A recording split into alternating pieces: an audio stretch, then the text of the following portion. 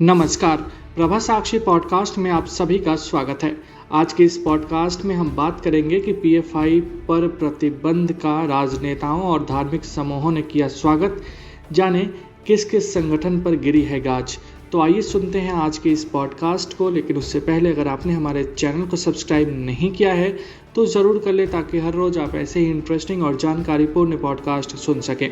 आतंकी गतिविधियों में संलिप्तता के कारण पॉपुलर फ्रंट ऑफ इंडिया और इससे संबंधित कई अन्य संगठनों के खिलाफ 2 दिन की देशव्यापी छापेमारी के बाद मोदी सरकार ने बड़ा फैसला करते हुए पीएफआई और अन्य कई संगठनों पर 5 साल के लिए प्रतिबंध लगा दिया है।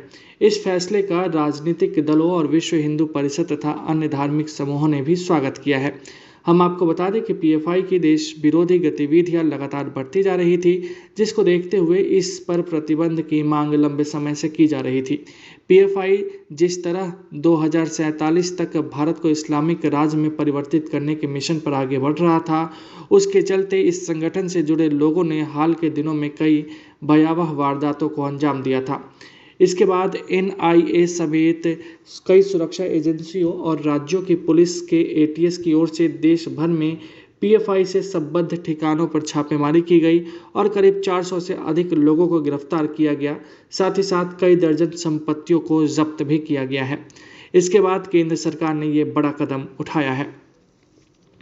जहां तक प्रतिबंधित किए गए संगठनों के नामों की बात है तो आपको बता देते हैं कि आतंकवाद रोधी कानून यूएपीए के तहत पीएफआई के अलावा Rehab India Foundation, Campus Front of India, All India Imam Council, National Confederation of Human Rights Organisation, National Women's Front, Junior Front, Empower India Foundation और रिहैब फाउंडेशन को भी प्रतिबंधित किया गया है। केंद्रीय गृह मंत्रालय की ओर से मंगलवार देर रात जारी जो अधिसूचना की गई है, उसमें कहा गया है कि पीएफआई के कुछ संस्थापक सदस्य students Islamic movement of India Simi के नेता हैं और पीएफआई के जमातुल मुजाहिदीन बांग्लादेश से भी संबंध है।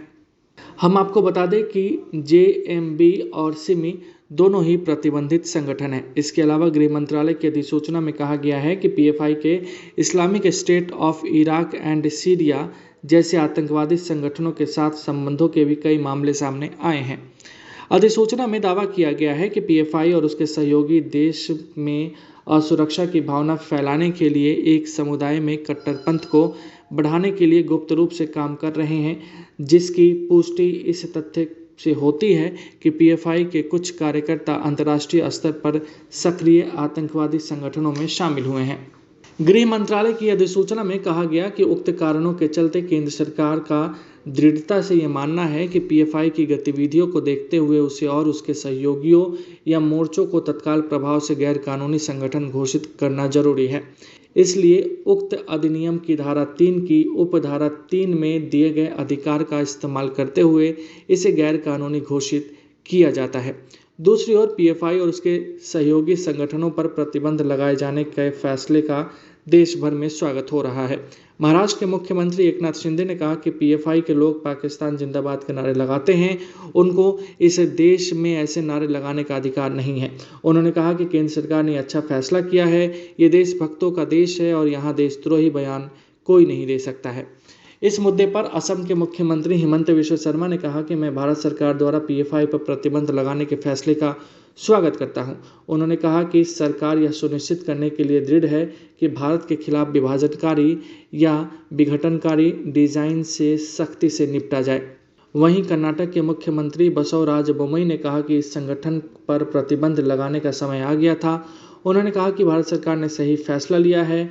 यह सभी राष्ट्र विरोधी समूहों के लिए एक संदेश है। मैं लोगों से ऐसे संगठनों से नहीं जुड़ने का आग्रह करता हूं। बोम्मई ने कहा कि इस कदम से सभी राष्ट्र विरोधी तत्वों को संदेश जाएगा कि देश में उनके लिए कोई जगह नहीं है। बोम्मई ने कहा कि राज्य में पीएफआई की गतिविधियों को रोकने के लिए हर संभव प्रयास किए जा रहे हैं। बोम्मई ने संवाददाताओं से ये भी कहा कि पीएफआई के आका देश के बाहर स्थित है और उसके कुछ पदाधिकारी प्रशिक्षण प्राप्त करने के लिए सीमा पार तक जा चुके हैं। बोम्मई ने बताया कि यह सभी राष्ट्र विरोधी समूहों के लिए संदेश है कि इस देश में उनके लिए कोई जगह नहीं है। मैं लोगों से भी आग्रह करता हूं कि वे ऐसे संगठनों में शामिल न हो। वहीं उत्तर प्रदेश के मुख्यमंत्री योगी आदित्यनाथ ने पीएफआई पर प्रतिबंध लगाने के फैसले को सराहनीय और स्वागत योग्य बताया है। योगी ने कहा कि यह नया भारत है। इसके अलावा उप मुख्यमंत्री ब्रजेश पाठक ने कहा कि पीएफआई की असामाजिक गैर कानूनी गतिविधियां लगातार जारी थी। विभिन्न जांच एजेंसी जांच कर रही थी। जो तथ्य प्रकाश में आए हैं उन्हें देखते हुए गृह मंत्रालय ने जो निर्णय लिया है उसकी पूरे देश में सराहना की है। वहीं हरियाणा के गृह मंत्री अनिल विज ने कहा कि देश के बाहर बैठे दुश्मनों से देश के अंदर बैठे दुश्मन ज़्यादा खतरनाक है। उन्होंने कहा कि पीएम मोदी ने पीएफआई पर प्रतिबंध लगाकर देश को सुरक्षित रखने का काम किया है। पीएम द्वारा जो देश का शुद्धिकरण अभियान चलाया जा रहा है उसमें हर भारतवासी उनके साथ है। दूसरी ओर ऑल इंडिया मुस्लिम जमात के राष्ट्रीय अध्यक्ष मौलाना शहाबुद्दीन रजवी ने बरेली में संवाददाताओं से कहा कि सरकार ने कट्टरपंथी संगठन पीएफआई पर प्रतिबंध लगाकर अच्छा कदम उठाया है। भारत की सरजमी कट्टरपंथी विचारधारा की सरजमी नहीं है और न यहाँ ऐसी कट्टरपंथी विचारधारा पनप सकती है जिससे मुल्क की एकता अखंडता को खतरा हो। उधर अजमेर दरगाह के आध्यात्मिक प्रमुख जैनुल आबेदीन अली खान ने पीएफआई पर प्रतिबंध के फैसले का स्वागत किया। उन्होंने कहा कि कार्रवाई कानून के अनुपालन और आतंकवाद की रोकथाम के लिए की गई है और सभी को इसका स्वागत करना चाहिए। जैनुल आबेदीन अली खान ने कहा कि देश सुरक्षित है तो हम सुरक्षित हैं।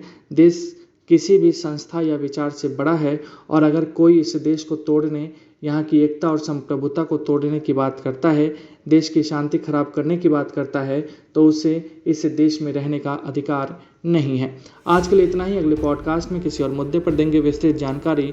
जुड़े रहिए प्रभा साक्षी के साथ। अगर आप भी लेना चाहते हैं देश दुनिया की तमाम जानकारी तो आज ही सब्सक्राइब करें हमारे चैनल को। साथ ही नीचे दिए बेल आइकन को जरूर दबाएं ताकि हर अपडेट आप तक पहुंच सके।